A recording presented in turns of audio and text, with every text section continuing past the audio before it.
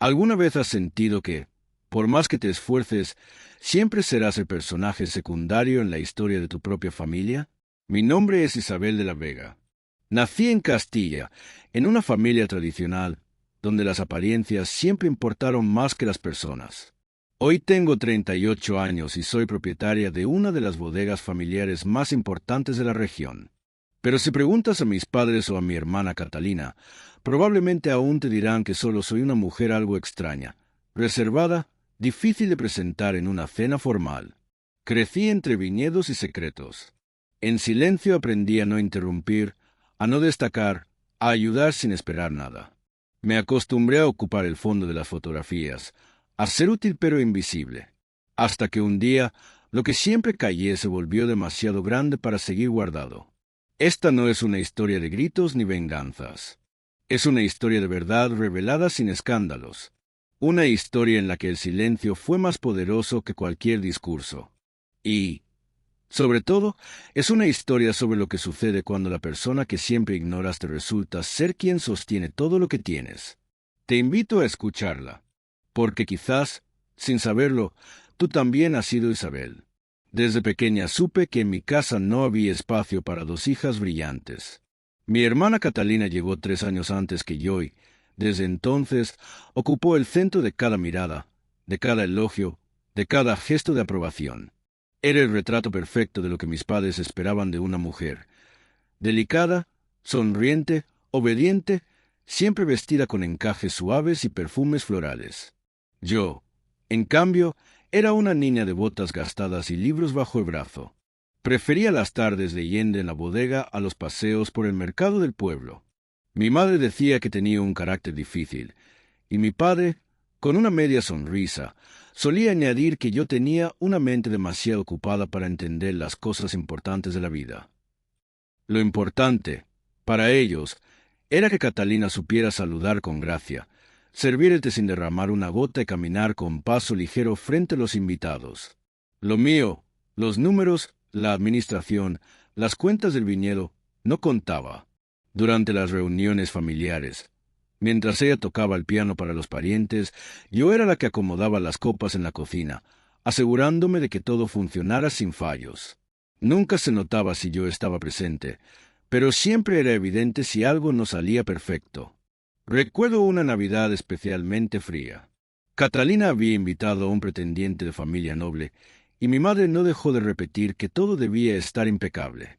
Esa noche, el horno falló. Fui yo quien lo reparó en silencio, con las manos llenas de grasa, mientras en el comedor todos brindaban. Nadie preguntó por mí. Nadie lo supo. Solo Catalina se llevó los aplausos por una cena que no habría existido sin mi intervención.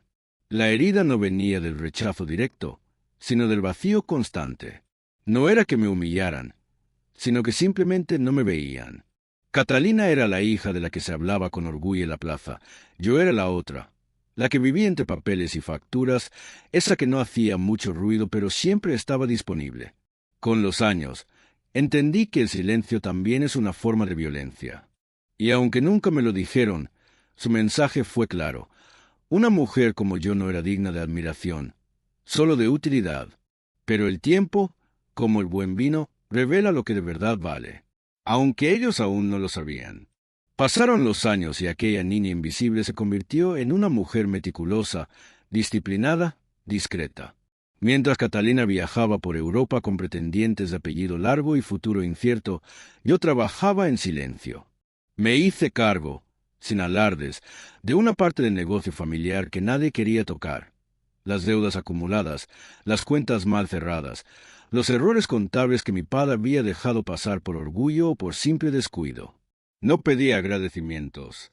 Solo quería que las cosas funcionaran, que la bodega no se perdiera, que el apellido de la Vega no se arrastrara por los juzgados del norte.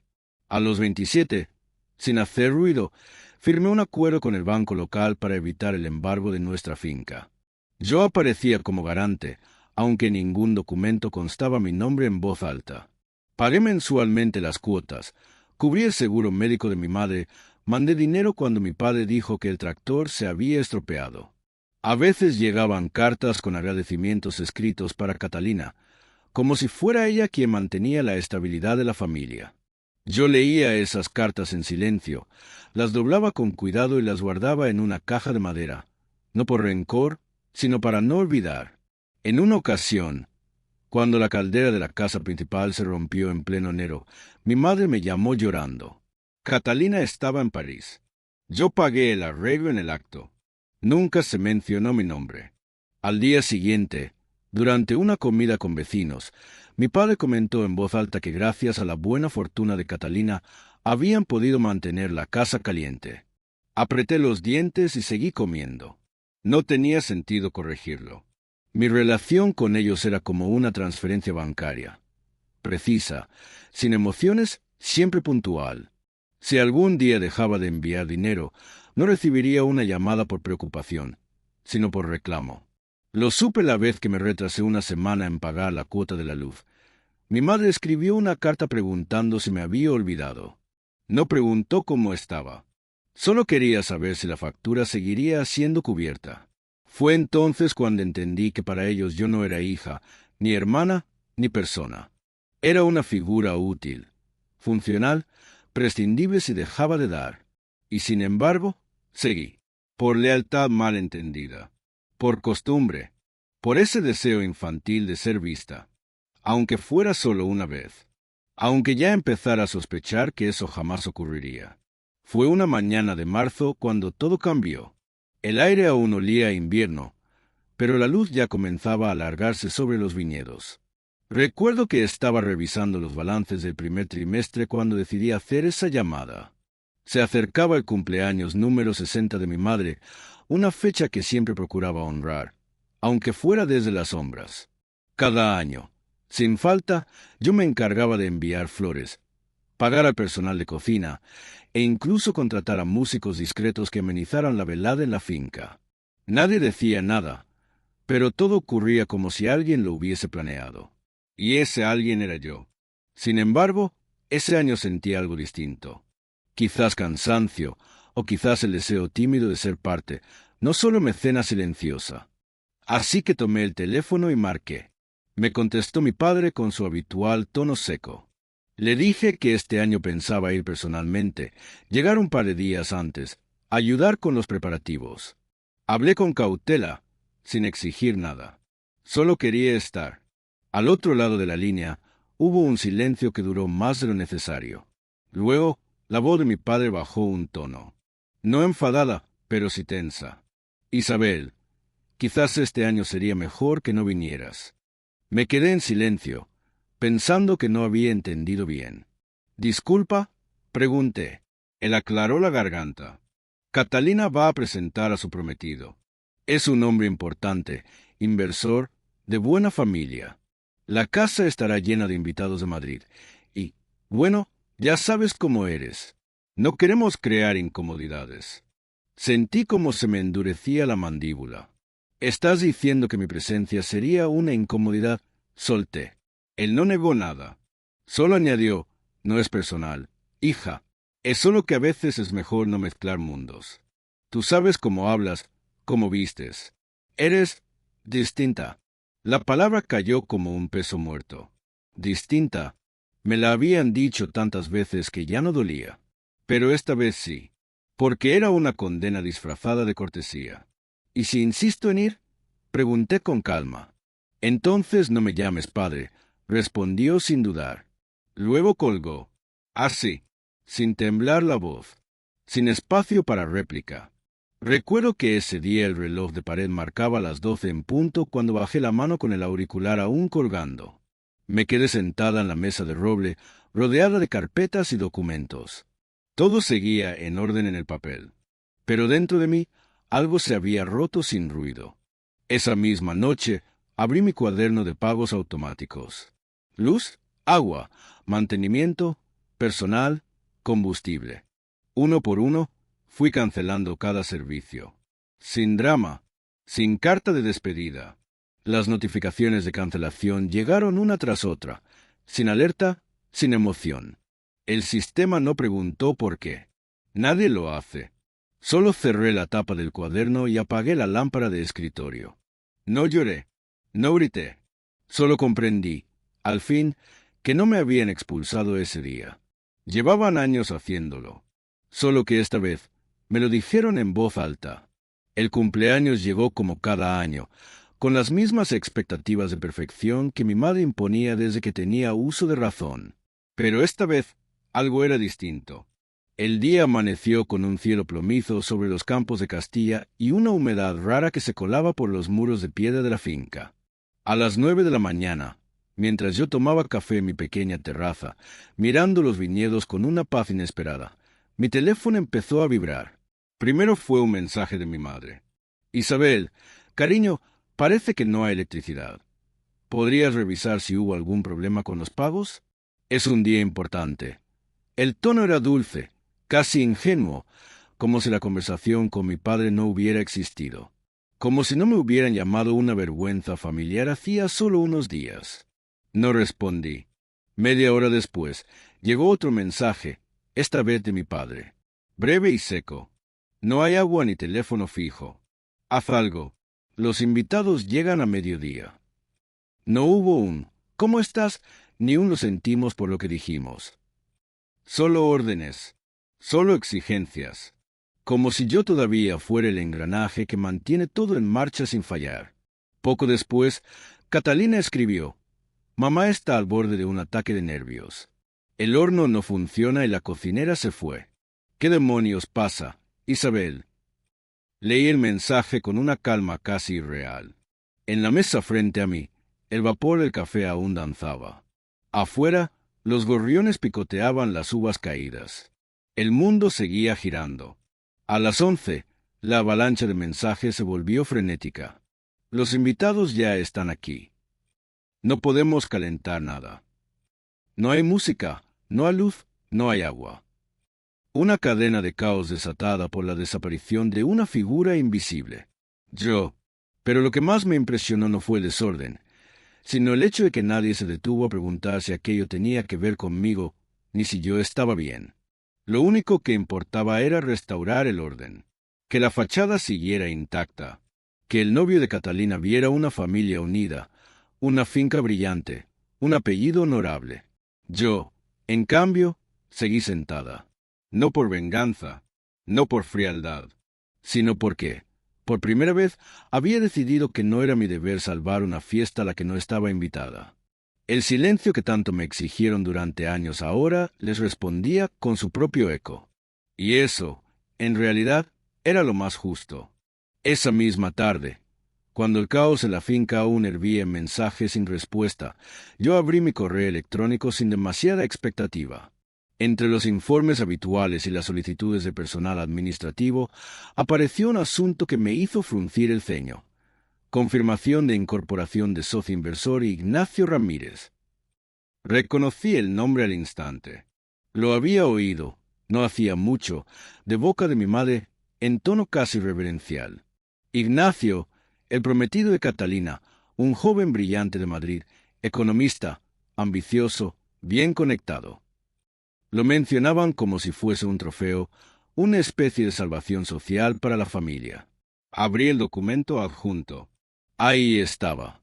Su fotografía pulcramente recortada, su currículum lleno de cargos en fondos de inversión, su firma al pie del contrato. Confirmaba su participación como socio silencioso en el nuevo proyecto de internacionalización de nuestra bodega, de la Vega Exportaciones, una empresa que, por supuesto, yo había creado y registrado con absoluta discreción. Nadie en mi familia sabía que ese negocio, que tanto potencial tenía, ya funcionaba en 3 países y que yo era la única titular legal.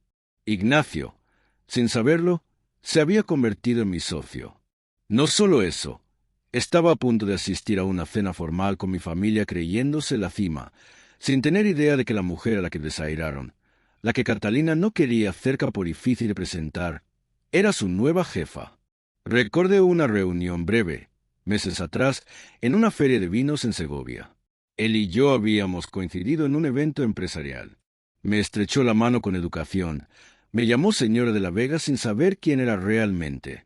Charlamos unos minutos sobre inversión agroalimentaria y luego se fue. Su mirada no tenía arrogancia, pero sí esa condescendencia medida de los hombres que creen estar por encima sin malicia. solo por costumbre.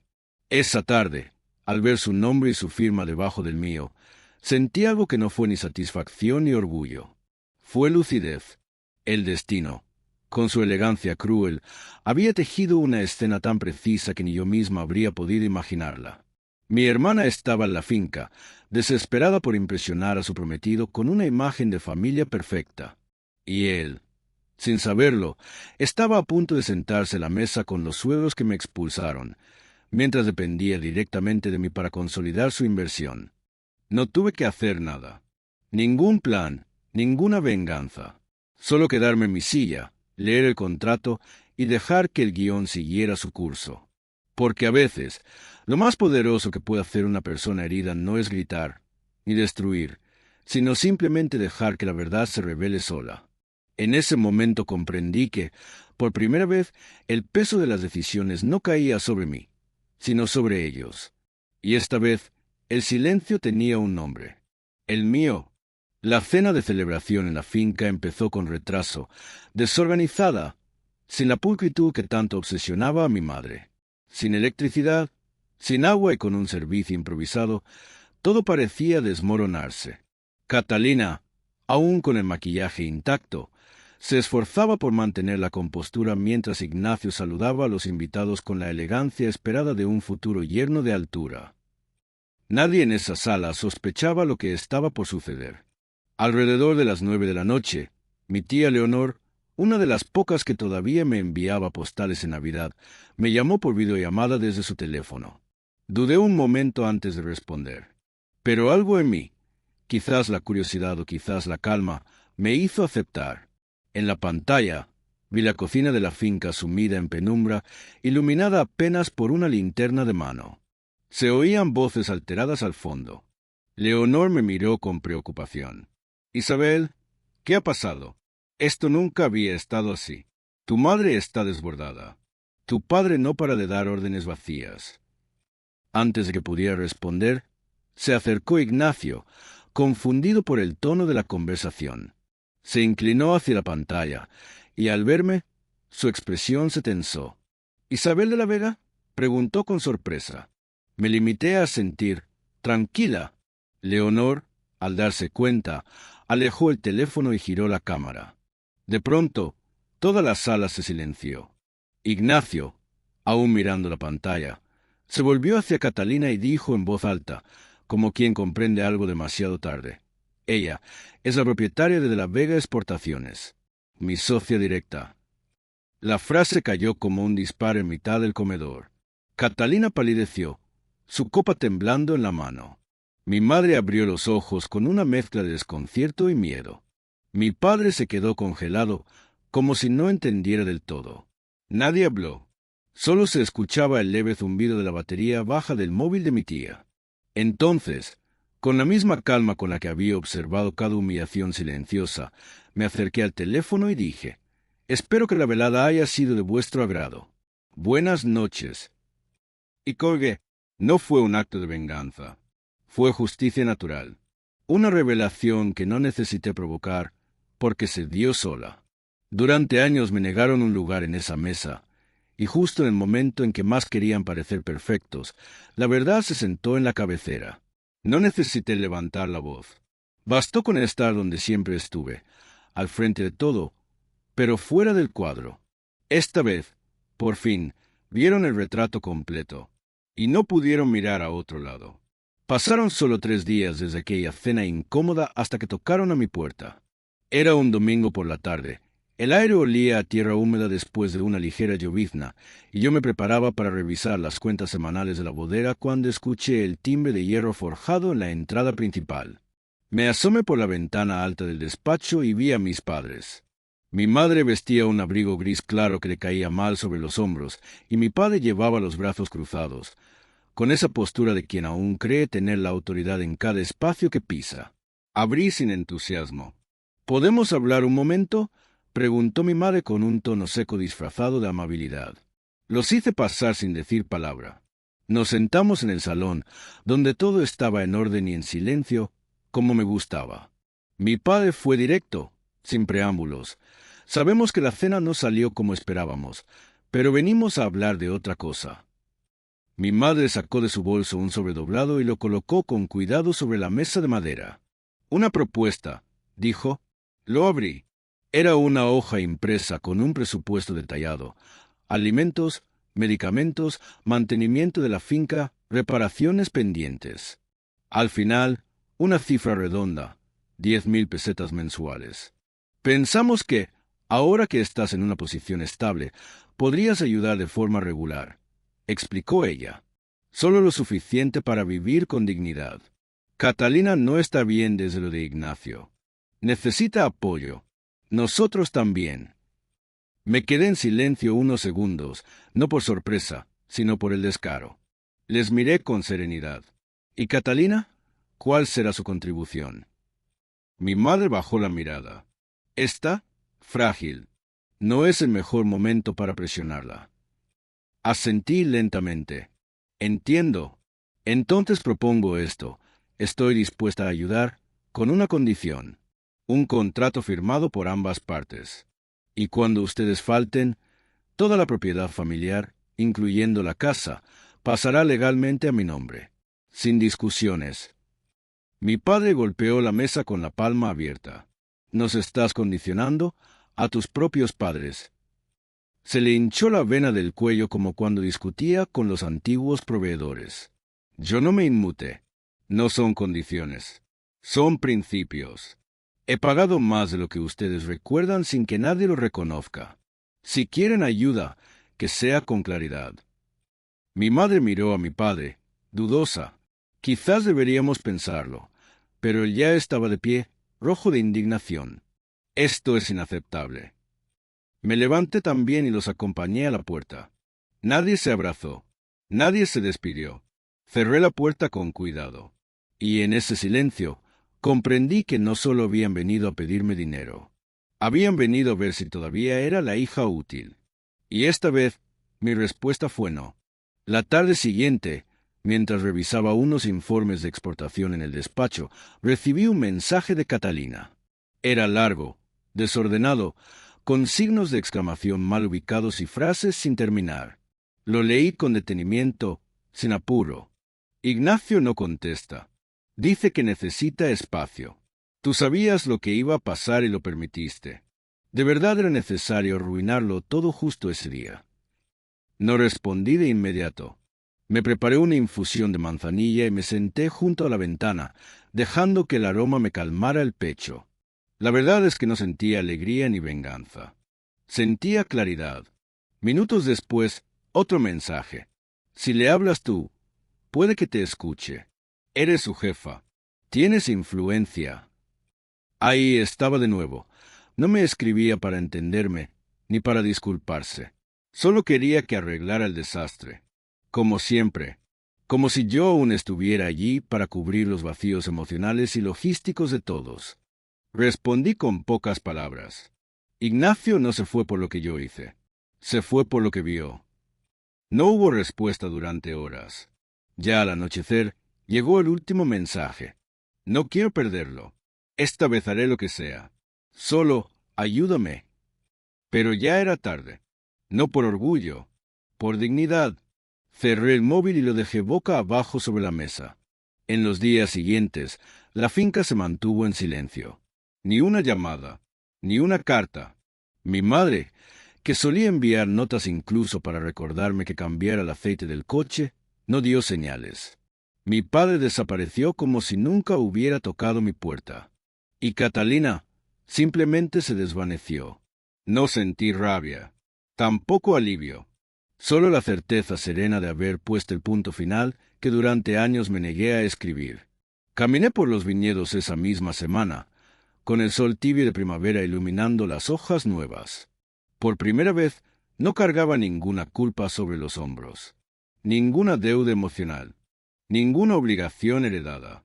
Esa conversación con Catalina, esa súplica sin reflexión, fue el cierre perfecto. Ya no éramos hermanas, si es que alguna vez lo fuimos más allá del apellido. Éramos dos adultas que habían vivido en extremos opuestos de una misma historia. Y al final, ella eligió conservar la máscara. Yo, en cambio, decidí retirarme del escenario. Sin hacer ruido, sin mirar atrás, porque algunas despedidas no se dicen, solo se viven, y esta, sin duda, fue la mía. Hoy, cuando alguien me pregunta si me arrepiento de no haber ayudado más a mi familia, solo sonrío, porque ayudar no es permitir que te utilicen. Amar no es aceptar silencios cargados de desprecio. Y la lealtad, cuando no se corresponde con respeto, se transforma en cadena. Lo que viví no fue una traición repentina. Fue un desgaste lento, invisible, que solo se rompe cuando uno decide dejar de justificar lo injustificable. No busqué destruir nada. Solo me retiré de un juego en el que siempre fui pieza de sacrificio. A veces, el acto más valiente no es gritar, sino callar. No es exigir, sino alejarse. Y no es vengarse, sino poner límites con firmeza. Porque cuando el amor propio despierta, el miedo a decepcionar deja de tener poder. ¿Qué habrías hecho tú en mi lugar? ¿Te habrías quedado para seguir cumpliendo con expectativas vacías o habrías hecho lo mismo que yo? Déjame tu opinión en los comentarios. A veces, contar tu historia puede ser la luz que otro necesita para salir del mismo túnel. Y si esta historia te tocó de algún modo, no olvides suscribirte y activar la campanita. Aquí compartimos relatos reales con un mensaje profundo. Porque a veces, escuchar lo que nadie se atreve a decir puede cambiarlo todo.